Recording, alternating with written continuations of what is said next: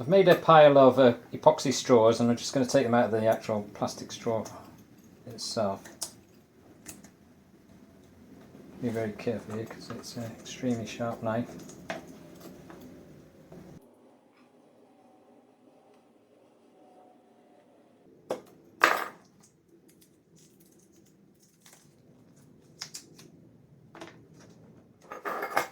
That's the last one.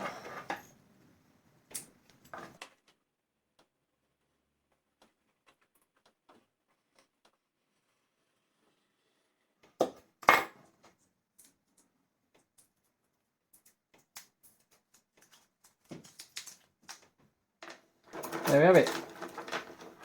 A whole pile of epoxy straws. Hi, welcome to Fatbellymarks shed. I'm Stu, and this is what's going to be today's project. It's a big piece of oak, and it was a wind damaged part of a tree that fell off, and when the branch fell off or broke off, it shattered it. Now, normally I'd just chuck this away, but I thought it might be a good idea to make something out of it because all these cracks and things would turn out to be quite a good feature.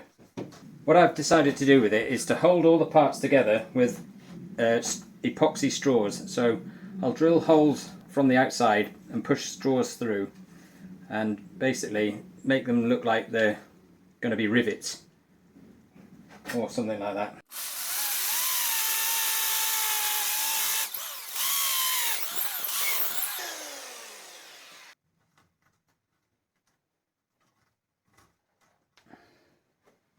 Right, it's hot in the shed, and these are just they're soft, so they're bending over easy. So I'm just going to cut them off. Right, all the straws are starting to come out the holes as I turn the thing around, so I'm going to hot glue them into place. And also when I fill it with the resin, this thing, the resin will be coming out of all the holes as well. To make my moulds, I use laminating sheets, and I put one inside another and then laminate them together.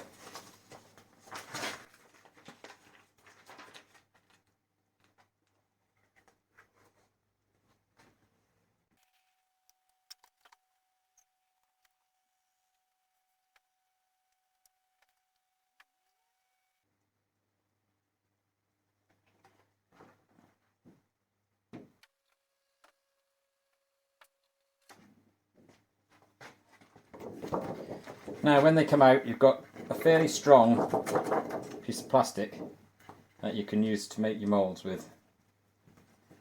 It's quite stiff, it's ideal. But I've cut a strip of laminating sheet and I'm going to hot glue it into place so that it covers the crack.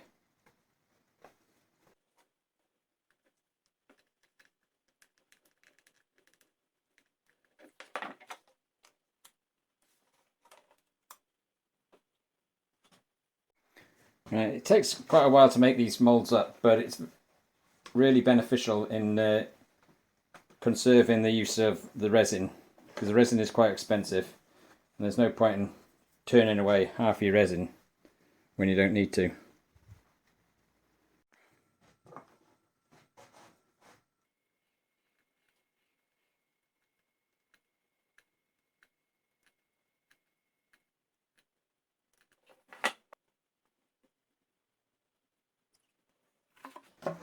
Right, that's the first one done, and hopefully that's sealed now. Well, I finished the mould and everything's looking okay, so it's ready for the resin.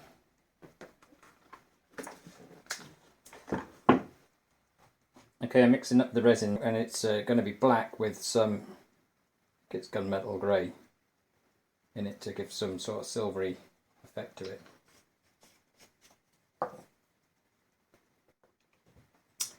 I've got some resin ready, and now's the moment of truth to see if the mould's going to leak all over the place.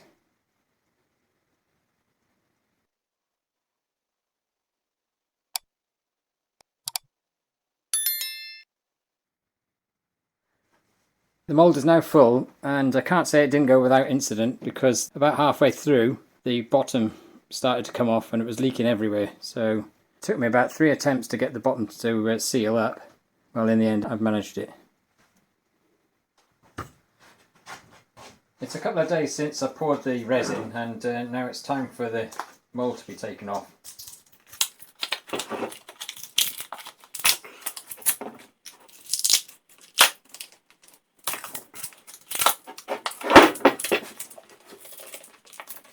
It took me a while to get that piece off, but it's off now. I'll try some of these other bits.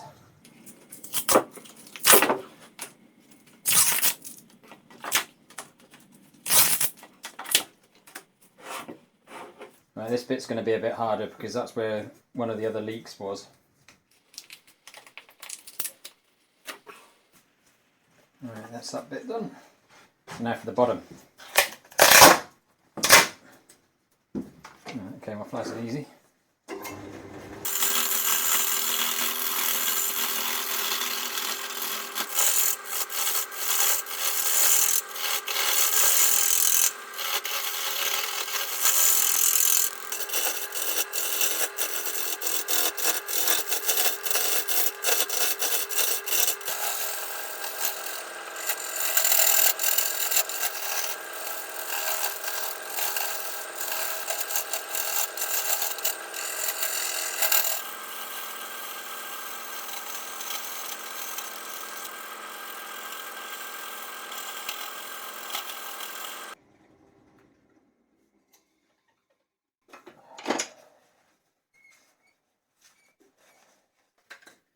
I've got quite a lot of end grain chip out and quite a few little potholes that were probably caused by not having a pressure pot.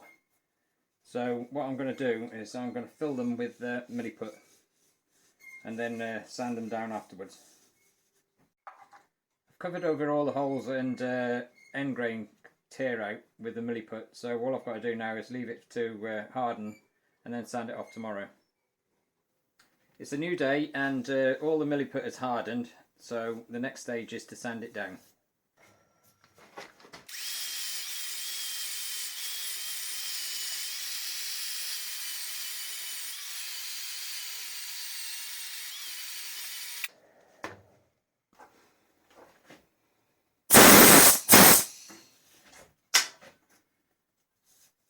As you can see, the sanding has taken all the Milliput off and it's made a really nice job of that.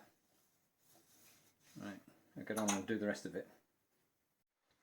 Right, I've decided I'm going to turn off the tenon and round this off because I want the hole for the bowl to go in at an angle, and to do that then I'm going to need to alter the axis a bit. So now I'm going to round this piece off.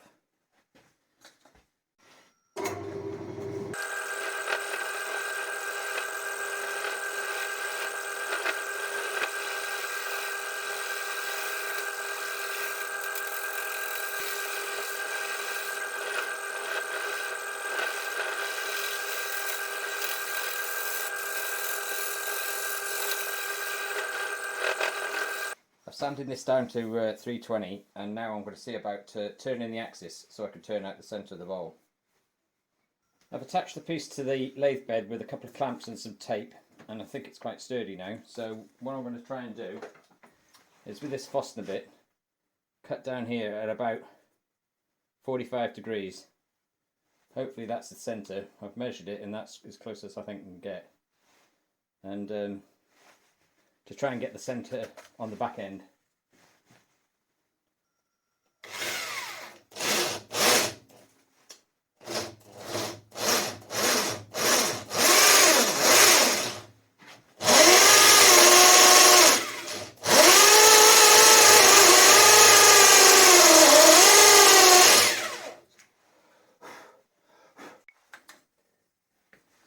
Well, I've managed to get what I think is going to be the centre that I need to turn this off, so I can turn the centre of the bowl out.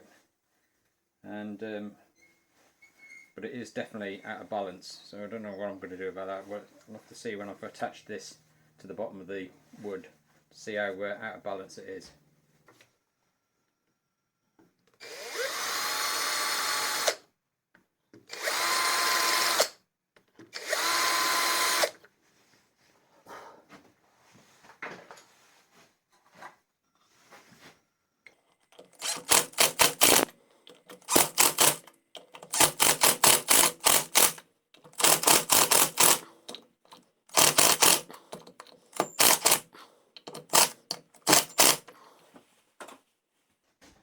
I've stuck this bit of lead to the side of the wood to hopefully balance it out a little bit while it's turning.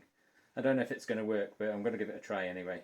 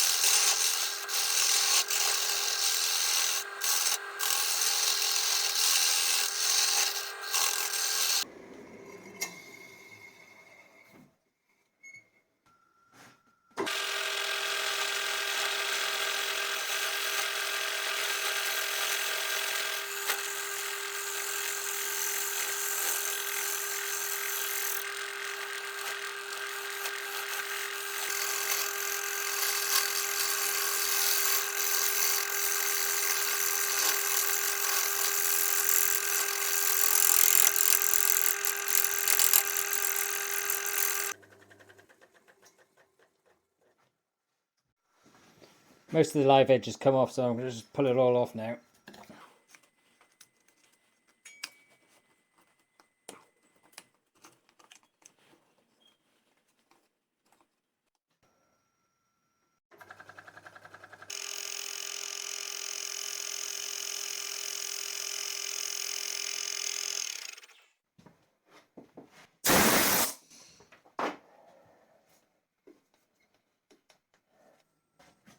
Right, hopefully that's the end of the turning now, so I'm going to take off the lead weight that I fitted on earlier on.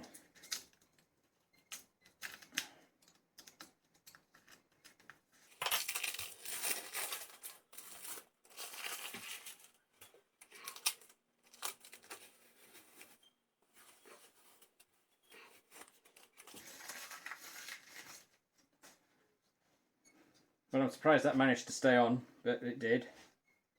Yeah, it's just hanging there now.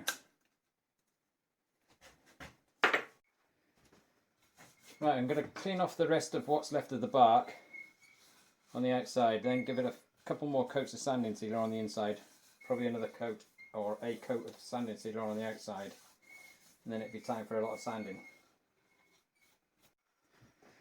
Right, there's not going to be any more turning, so I'm going to remove it from the lathe, and that it'll only be finishing off now. That'll be done to it.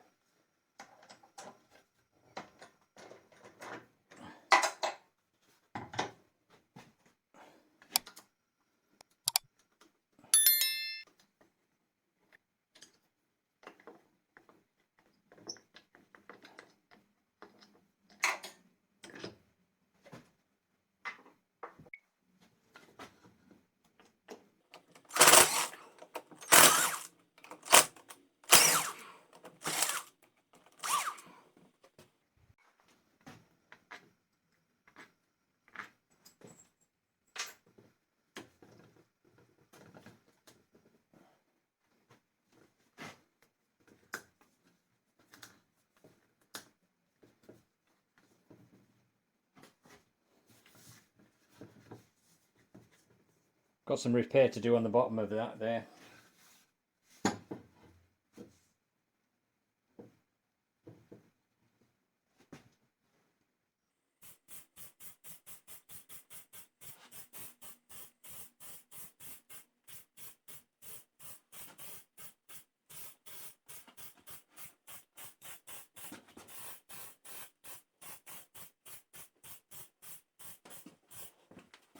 I've got this piece of oak and I'm going to make a base for the other part of the bowl, so see how that comes out.